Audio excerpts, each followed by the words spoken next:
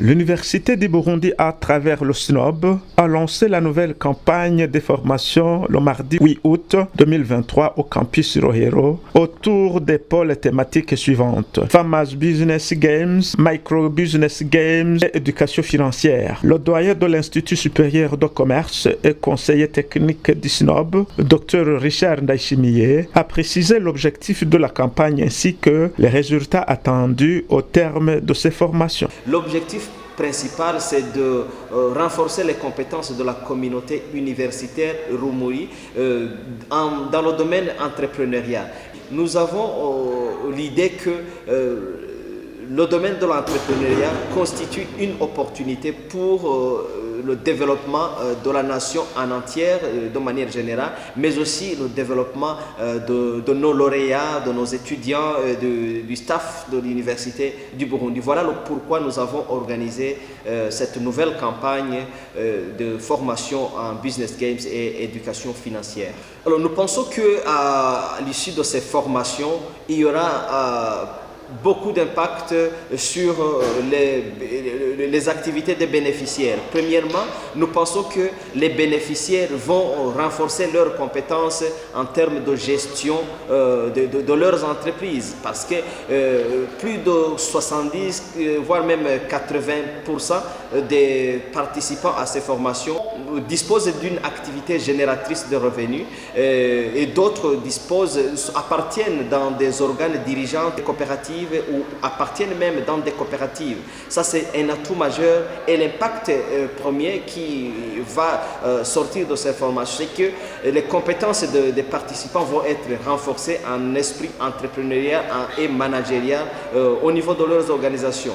Deuxième impact qui n'est pas le moindre, c'est cet aspect de transfert des compétences, et nous avons recommandé à ces participants qu'ils puissent transmettre les compétences acquises à leurs camarades, à leurs collègues, et nous pensons que cela a un effet boule de neige pour atteindre une plus grande communauté.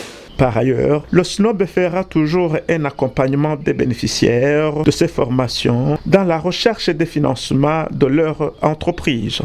D'abord, dans les missions de l'Université du Burundi, nous n'avons pas la mission d'accorder un soutien financier aux détenteurs des projets. Ça, c'est la mission des institutions financières. Et seulement ce que nous faisons au sein du centre d'incubation et d'accélération de l'Université du Burundi, le SINOB, c'est que nous apportons un accompagnement dans le domaine de l'entrepreneuriat. Nous montrons aux participants comment est-ce qu'ils peuvent approcher les institutions financières, que ce soit le programme PAEJ, que ce soit la banque d'investissement pour le développement de la femme, la banque des jeunes, etc. Nous apportons un accompagnement, nous leur montrons comment est-ce qu'ils peuvent approcher ces institutions pour qu'ils puissent décrocher des financements. Nous avons l'ultime conviction qu'il n'y a pas des choses qui sont faciles.